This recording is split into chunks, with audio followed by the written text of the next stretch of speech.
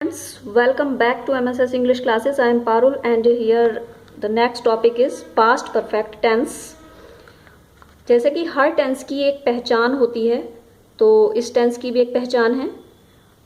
क्या पहचान होती है टेंस की कि हिंदी वाक्य जब हम ट्रांसलेशन करते हैं तो हम हिंदी वाक्य में क्या देखते हैं कि लास्ट में क्रिया के अंत में एक पर्टिकुलर पहचान होती है। तो इस टेंस में भी एक पहचान है पर्टिकुलर कि क्रिया के अंत में चुका था, चुकी थी, या था, ये थे, ए थे, पहुंचे थे आदि शब्द आते हैं। बट आप सिर्फ रट लेते हैं और इस टेंस में रटने से काम नहीं चलेगा और इसके कॉन्सेप्ट को समझना पड़ेगा। जब तक इसके कॉन्सेप्ट को आप नहीं समझेंगे तब तक आप पास्ट परफेक्ट नहीं बना सकते। सिर्फ पहचान करने से पास्ट परफेक्ट नहीं बन जाएगा, क्योंकि इस टेंस में पास्ट परफेक्ट टेंस कहाँ होता है, जहां पर दो कार्य हो रहे होते हैं। यानी कि भूतकाल में एक निश्चित अवधि से पहले कोई कार्य समाप्त हो जाता है, ऐसा इसमें पाया जाता है। जैसा कि मैंने लिखा है यहाँ पे कि इस टेंस के वाक्य में भूतकाल में किसी कार्य का निश्चित अवधि से पहले समाप्त होना पाया जाता है, या दो कार्य भूतकाल में समाप्त होते हैं। यानी कि दोनों कार्य ही पास्ट में हो जाते हैं, एक पहले होता है और दूसरा बाद में, लेकिन दोनों ही पास्ट में होते हैं। तो ऐसे वाक्यों से क्या बोध होता है कि भूतकाल में दो कार्य समाप्त हो चुके थे और पहला कार्य दूसरे कार्य के बहुत पहले समाप्त हो चुका था। लेकिन अभी भी आपको कुछ समझ में नहीं आया होगा, तो चलिए अब कॉन्सेप्ट को समझते हैं। तो मैंने लिखा है पहले समाप्त होने वाला कार्य और बाद में समाप्त होने वाला कार्य। तो जो कार्य पहले समाप्त हो रहा है उसको हम बनाते हैं पास्ट परफेक्ट में, और जो कार्य बाद में समाप्त हो रहा है उसे बनाते हैं पास्ट इंडेफिनिट में।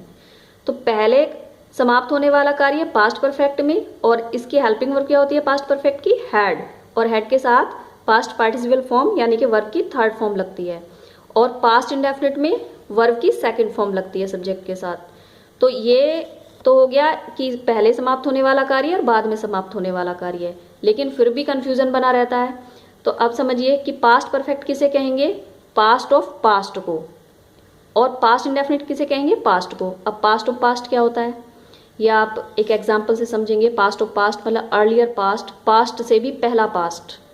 यानी कि पास्ट इंडेफिनिट में हम जिस पास्ट की बात करते हैं वो, जैसे फॉर एग्जांपल आज संडे है तो कल क्या था, सैटरडे। अगर हम कल की बात बता रहे हैं तो वो पास्ट है, लेकिन यदि हम फ्राइडे की बात बता रहे हैं तो वो पास्ट का पास्ट है।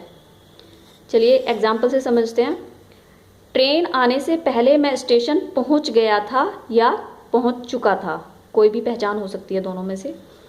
तो अब मैंने सेंटेंस को बनाया, I had reach the station before the train arrived. अब मैंने कैसे बनाया इसको, मैंने देखा है इसमें कि दो कार्य हो रहे हैं, एक तो ट्रेन आई और एक मैं स्टेशन पहुंच गया। अब हम देखेंगे इसमें पहले कौन सा कार्य हो रहा है, ट्रेन आने से पहले मैं स्टेशन पहुंच गया था, तो ये कार्य पहले हो रहा है। अब जब ये कार्य पहले हो रहा है तो ये बनेगा पास्ट परफेक्ट में, क्योंकि ये कार्य भी पास्ट में हो रहा है, ये कार्य भी पास्ट में हो रहा है, दोनों कार्य पास्ट में हो रहे हैं। तो अब हम देखेंगे कि पहले ये हो रहा है, इससे पहले ये हो रहा है, दोनों पास्ट में हुए। फॉर एग्जाम्पल जैसे मैंने यहाँ पे आपको समझाने की कोशिश की है थोड़ी सी, देखिए जैसे मान लीजिए इस सेंटेंस को आप अब प्रेजेंट में बोल रहे हो, इस टाइम बोल रहे हो, आप कल की घटना बता रहे हो। क्या आपसे पूछा है कि आप बताइए जरा कल आप ट्रेन से गए थे तो क्या हुआ, तो आप बता रहे हो कि ट्रेन आने से पहले मैं स्टेशन पहुंच गया था, ट्रेन आने से पहले। तो इट मीन्स जब ट्रेन आई, ट्रेन आने का जो टाइम था वो 6 बजे का था फॉर एग्जाम्पल, और आप ट्रेन आने से पहले पहुंच गए, तो यानी कि मान लीजिए आप 1 घंटा पहले यानी कि 5 बजे पहुंच गए। तो ये तो इस प्रेजेंट का पास्ट हो गया। इस प्रेजेंट से एक स्टेप बैक गए तो ये पास्ट है कि 6 बजे, अगर आप बता रहे हैं कि 6 बजे ट्रेन आई थी तो ये पास्ट हो गया, ठीक है। लेकिन मैं पहुंच गया था 5 बजे, तो ये इससे पहले जो कार्य हो चुका है तो ये इस पास्ट का पास्ट हो गया। तो ये अब आप यहाँ भी थोड़ा देख सकते हैं कि प्रेजेंट के एक स्टेप पे पास्ट है तो ये पास्ट इंडेफिनिट है, और 2 स्टेप पे अगर जा रहा है कोई पास्ट तो वो पास्ट परफेक्ट है, ठीक है बच्चों। तो यहाँ से आपको ये क्लियर हो जाएगा। तो इसीलिए जो कार्य पहले होता है उसे हम बनाते हैं पास्ट परफेक्ट में, और जो कार्य बाद में होता है उसे बनाते हैं हम उसे किस में ट्रांसलेट करते हैं, पास्ट इंडेफिनिट में। तो इस तरह से ये सेंटेंस ट्रांसलेट हुआ है। चलिए आगे समझते हैं कॉन्सेप्ट को और अच्छे से। अब देखिए यहाँ पर इसमें लिखा है मेरे घर पहुँचने से पहले, मेरे घर पहुँचने से पहले माताजी ने खाना पका लिया था या पका चुकी थी। तो अब आप यहाँ कह रहे हैं कि मेरे घर पहुँचने से पहले, तो कौन सा कार्य पहले हुआ, माताजी ने खाना पहले पकाया या आप पहले पहुँचे। तो आप समझ गए, माताजी ने खाना पका लिया था, पहले ही वर्क हो चुका था, तो ये बनेगा पास्ट परफेक्ट में। मदर हैड कुक्ड फूड, और बिफोर, पहले के लिए बिफोर लगाएंगे, और मैं घर पहुंचा, तो इस तरह से हम इसे लेते हैं, मैं घर पहुंचा तो आई रीच्ड होम।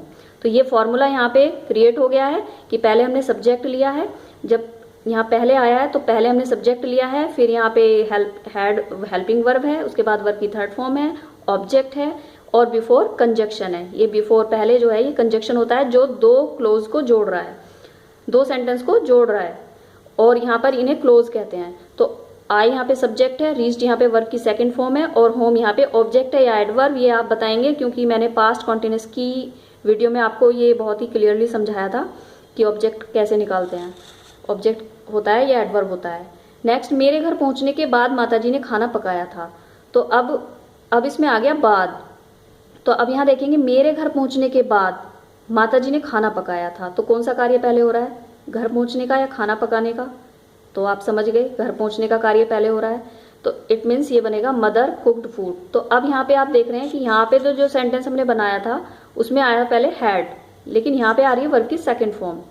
तो अब आप कॉन्सेप्ट को यहाँ समझिए कि पहले आए या बाद में आए, जो आप बनाएंगे, जिस कौन से क्लोज को पहले बनाएंगे, जो लास्ट में आ रही है सेंटेंस के, जो लास्ट में कार्य हो रहा है उसे पहले ट्रांसलेट करेंगे, और पहले वाले जहाँ पहले कंजक्शन आ रहा है उसमें सबसे पहले पास्ट परफेक्ट में ट्रांसलेट होगा, और जिसमें बाद आ रहा है, बाद कंजक्शन आ रहा है, उसमें ये वाला कार्य पास्ट इंडेफिनिट में जाएगा। तो मदर कुक्ड फूड आफ्टर, मेरे घर पहुंचने के बाद आई हैड रीच्ड होम, तो यहाँ पे देखिए ये बना है पास्ट परफेक्ट में। तो इट मीन्स हमें देखना है कार्य कौन सा पहले हो रहा है, वो पास्ट परफेक्ट में बनेगा, जो कार्य बाद में हो रहा है वो पास्ट इंडेफिनिट में बनेगा। लेकिन अभी भी आपको कंफ्यूजन हो रहा होगा, आप फॉर्मूला देख लीजिए, यहाँ फॉर्मूला बन चुका है, सब्जेक्ट प्लस वर्ब की second form plus object plus conjunction plus subject plus had plus verb की third form plus adverb of place. तो ये फॉर्मूला आपका बना है कि यहाँ पे जो बाद आया है इसमें पहले ट्रांसलेट होगा ये वाला सेंटेंस, ये वाला क्लोज, और ये पास्ट इंडेफिनिट में होगा। तो अब आप देख रहे हैं कि मेन होते हैं पहले और बाद, ये दो कंजक्शन मेनली आते हैं जो जोड़ते हैं दो क्लोजेस को। तो यहाँ पे देख रहे हैं बिफोर आफ्टर दोनों कंजक्शन है। अब आपके लिए मैंने एक फॉर्मूला बनाया है जिससे आपका कन्फ्यूजन थोड़ा दूर हो सकता है। अब कन्फ्यूजन दूर करने के लिए आप इसे लर्न कर लेंगे तो ज़्यादा बेटर रहेगा। लर्न करने के मतलब कॉन्सेप्ट को समझ लेंगे। जैसे आपने ट्रांसलेट किया और आपने लगाया बिफोर लगा रहे हैं आप, तो बिफोर से पहले जो आप ट्रांसलेशन रख रहे हैं वो बनेगी पास्ट परफेक्ट में, subject plus head plus verb की थर्ड फॉर्म, और बिफोर के बाद जो आप क्लोज रख रहे हैं वो बनेगा पास्ट इंडेफिनिट में, सब्जेक्ट प्लस वर्ब की सेकंड फॉर्म। इसी तरह से आफ्टर वाले सेंटेंस को मतलब जब आप ट्रांसलेट कर रहे हैं और इंग्लिश में, तो आप देखेंगे कि आफ्टर से पहले जो क्लोज रखेंगे वो बनेगी सब्जेक्ट प्लस वर्ब की सेकंड फॉर्म यानी कि पास्ट इंडेफिनिट में, और आफ्टर के बाद जो आप क्लोज को रखेंगे वो बनेगी पास्ट परफेक्ट में, subject plus head plus verb की थर्ड फॉर्म। इट मीन्स उल्टा है बिल्कुल।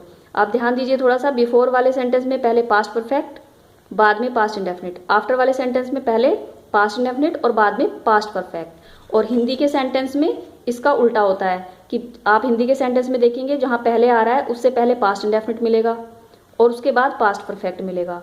तो इंग्लिश बनाते समय आप ये ध्यान रखेंगे कि पास्ट परफेक्ट पहले जाएगा, पास्ट इंडेफिनिट बाद में आएगा। और बाद वाले सेंटेंस में हिंदी में आप जब पढ़ेंगे सेंटेंस को तो आप देखेंगे कि पहला जो क्लोज है वो पास्ट परफेक्ट में होगा और बाद वाली क्लोज पास्ट इंडेफिनिट में होगी, लेकिन जब आप उसको ट्रांसलेट करेंगे तो पास्ट इंडेफिनिट पहले पहुंच जाएगा और पास्ट परफेक्ट बाद में पहुंच जाएगा। तो आप थोड़ा सा अगर दिमाग लगाएं तो आप देख सकते हैं यहाँ पर कि पहले आए या बाद में आए, एक चीज़ तो क्लियर है कि सेंटेंस हमें लास्ट वाला यानी कि क्लोज हमें लास्ट वाला ही ट्रांसलेट करना है, पहले यही वाला ट्रांसलेट करके स्टार्टिंग में लाना है। तो इस पे अगर आप थोड़ा सा ध्यान देंगे तो इजी हो जाएगा आपके लिए। अब ये 2 सेंटेंस है। वर्षा होने से पहले हम घर पहुंच चुके थे। सूर्य निकलने के बाद उन्होंने चाय पी थी। अब आप ये सेंटेंस अपने आप से ट्रांसलेट करके देखिएगा। इसके बाद नेक्स्ट वीडियो में इसके आगे मैं आपको बताऊंगी और कॉन्सेप्ट इसके समझाऊंगी। अभी आप अफर्मेटिव सेंटेंस सीख रहे हैं, इसमें और भी सेंटेंस हैं जो आपको समझने हैं, तो पहले आप इन्हें खुद से बना के देखिएगा, ट्रांसलेट करके देखिएगा, फिर आगे मैं इनको बताऊंगी। Thank you for watching my video.